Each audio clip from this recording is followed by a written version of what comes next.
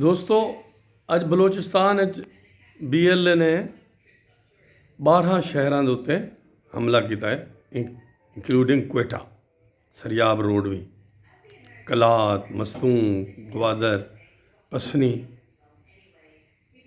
नोशकी। एक वसी पैमाने के उत्ते हमले ज खबर आईयां पैन, जिंदे दुहाएं पासों काफ़ी जानी नुकसान भी होया।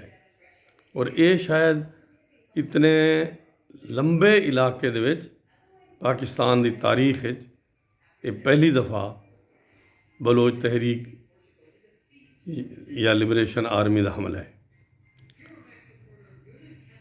ये पाकिस्तान की ते एक चैलेंज वड्डा पैदा थी गए।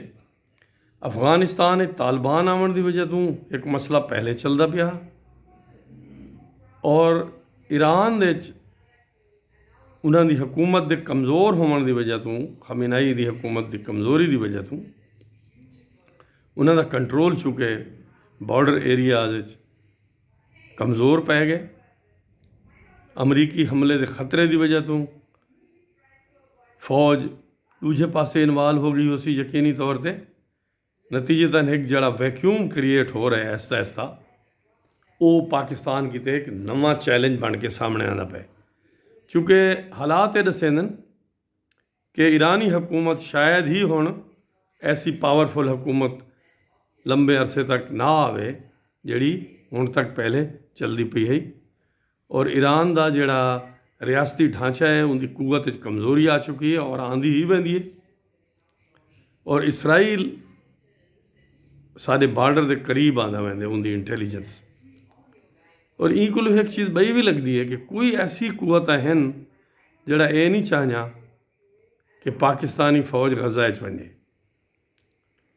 चूँकि जिंदे मुल्क के 2 सूबे इतना वड्डे मसाइल का सामना होवे, उनकी फौज को अपना मुल्क छोड़ के कहीं जा तो पीस कीपिंग फोर्स के तौर पर वजना आसान नहीं।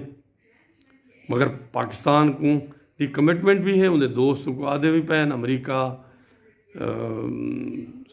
सऊदी अरेबिया, टर्की, क्योंकि वो खुद भी जड़ा गजा का पीस प्लान बने उनके बोर्ड का हिस्सा है।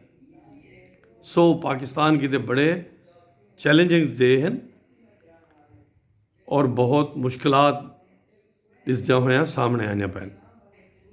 चूँकि अगर ईरान के अंदर भी वो जे हालात थी वेंदन जिमें अफगानिस्तान है कि मरकजी हुकूमत का बॉर्डर ते कंट्रोल कमज़ोर पै वेंदे, तो लाजमी है अफगानिस्तान और ईरान का बॉर्डर मिला के एक बहु वड्डा एरिया है जैंदी सर्वेलेंस करना, जैंदे उत्ते सिक्योरिटी के इंतज़ाम करना पाकिस्तान की ते इकतिसादी तौर पर भी बहुत वड्डा चैलेंज है और समाजी मसला भी है और एक सियासी मसला भी है।